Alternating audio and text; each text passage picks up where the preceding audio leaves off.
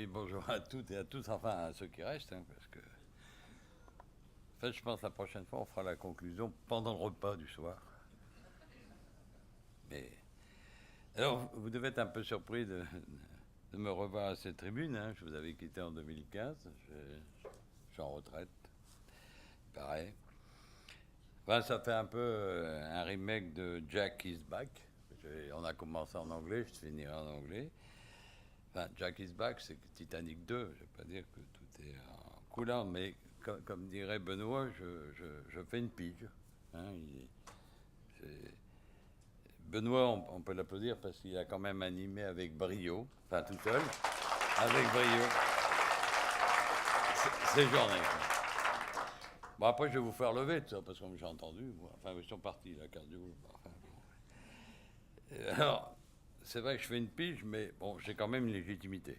Hein, Didier m'a dit, je suis quand même encore, vous êtes encore, parce qu'on ne se tutoie pas avec Didier, ça va venir, mais, bah oui, après on pourra se tutoyer, il m'a dit, vous êtes toujours le représentant de la fédération au conseil d'administration de Mutressor. Moi, jusqu'à, on va dire, début janvier, encore quelques semaines. Je voudrais aujourd'hui vous dire, rendre hommage aussi à ceux qui ont créé ces journées Mutré. C'est Philippe Brunet, Jean-Louis Bancel, bien sûr, à l'époque, et Philippe Brunet. Et derrière, bien sûr, Didier a continué. Il a continué en améliorant, je dirais, chaque année, la qualité des intervenants. Je crois qu'on a eu aujourd'hui, pendant ces deux demi-journées, sur des sujets qui, pour moi, me paraissaient, parce que j'ai un peu d'âge, je suis né à l'époque où on faisait 4 heures d'activité par jour, vous voyez, donc, et j'ai un peu d'âge, et c'est vrai que tout ce qui est data, tous ces trucs-là, les applis, enfin, moi j'ai un portable, mais j'ai du mal vraiment, à chaque fois je touche, puis il faut toucher, ça part, je sais pas où je vais, enfin bon. Donc, ceci dit, j'ai quand même été convaincu. J'y reviendrai. Je voudrais aussi m'associer à Didier complètement pour remercier l'équipe qui l'a entouré, avec qui j'ai eu la chance de travailler pendant quelques années. Et c'est vrai qu'ils ont été et je le dis avec un peu d'émotion, ma seconde famille. Et je pense que vous pourrez les applaudir, excusez-moi de vous faire applaudir, mais bon, attendez, parce qu'on ne va pas les applaudir pour leur disponibilité, leur technicité, les valeurs partagées, et même pour ceux qui vont quitter un peu le navire, entre guillemets, je pense que jusqu'au bout, et ils sont là, certains, et ils ont fait preuve d'un grand professionnalisme. Et quand je note ça pour ces jeunes femmes, ces jeunes gens, je me dis que, quelque part, je suis sûr qu'ils vont rebondir. J'en suis certain. Ça ne va pas être simple, mais en tout cas, ils vont rebondir, et ça, je voulais le dire. Hein, et je voudrais... Là, on peut les applaudir.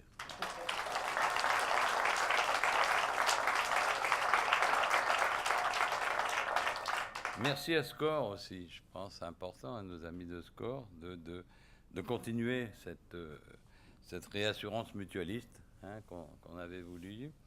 Et je leur fais un petit appel, hein, en disant que ce serait bien si on pouvait continuer un peu, bien sûr, sous la forme qu'ils voudront bien déterminer. Hein, ce seront les patrons, entre guillemets, mais quelque part, ce serait bien de continuer un peu ces rencontres. Ces rencontres, pourquoi ?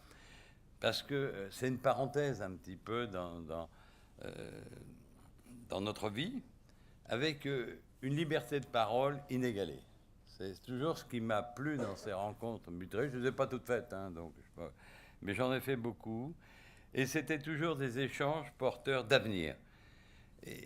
Et c'est vrai que c'est à la fois les programmes, mais à la fois aussi la qualité des intervenants, et des intervenants qui, à chaque fois, se sont mis à notre portée, parce que certains viennent de milieux différents des nôtres, et c'était intéressant, parce que c'est comme ça qu'on s'enrichit entre nous.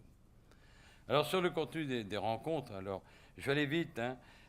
J'ai compris que la santé n'échappait pas à la transformation numérique, mais attention, certains disaient, le digital n'est qu'un support, il est intemporel. Ça, oui, pour moi, c'est complètement intemporel. Hein.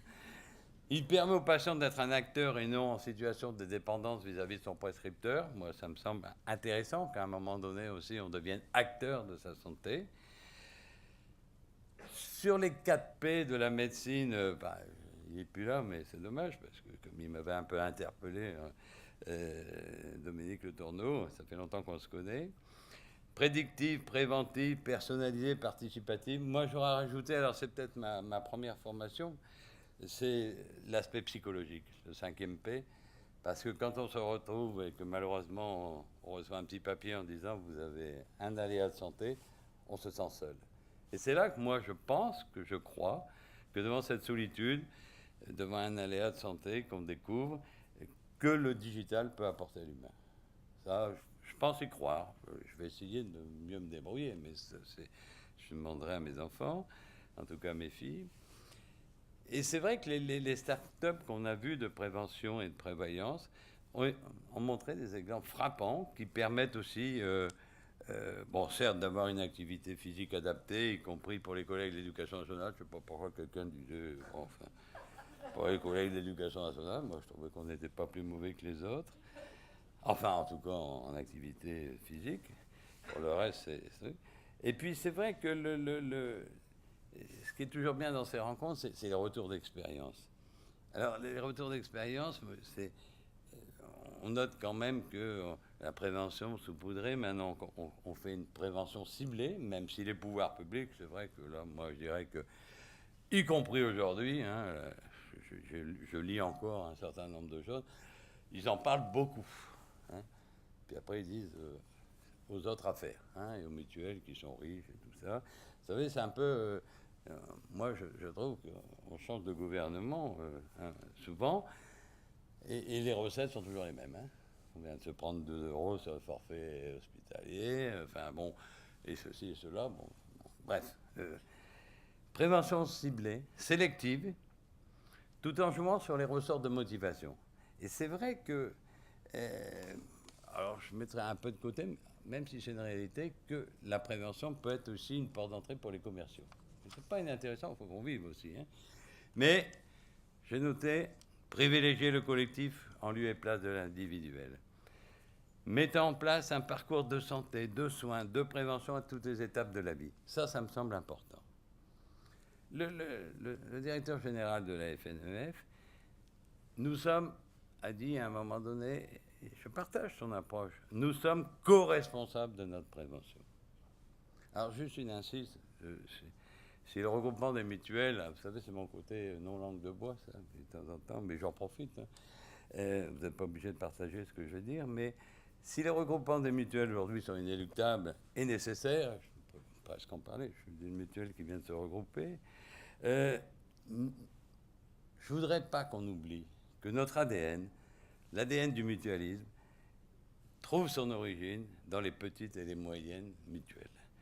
Et que grâce à Mutré, grâce à la réassurance de Mutré, je le souhaite, et en tout cas j'espère le voir encore, elles pourront continuer d'exister pour nos rapports, pour nous, de temps en temps, nous rappeler ce qu'est le mutualisme.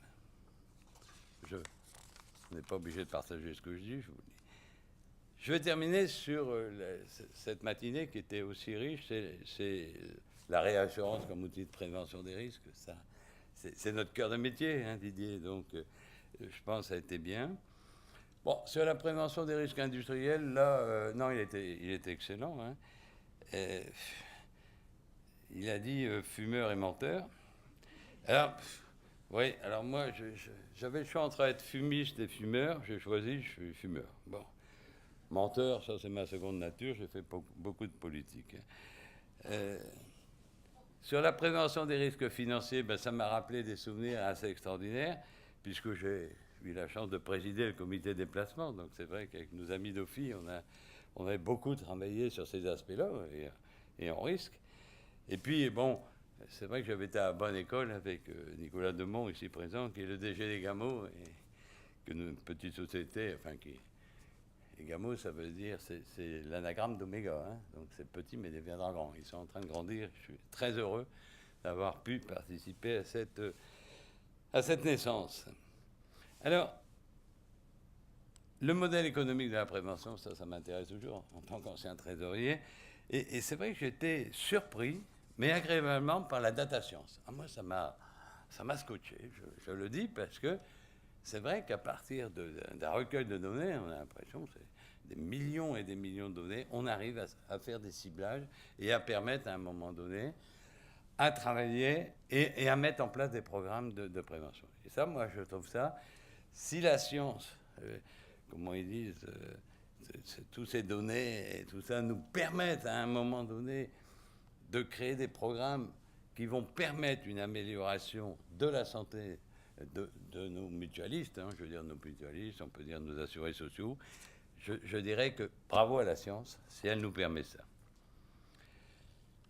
Mais de la gratuité, tout ça. Alors,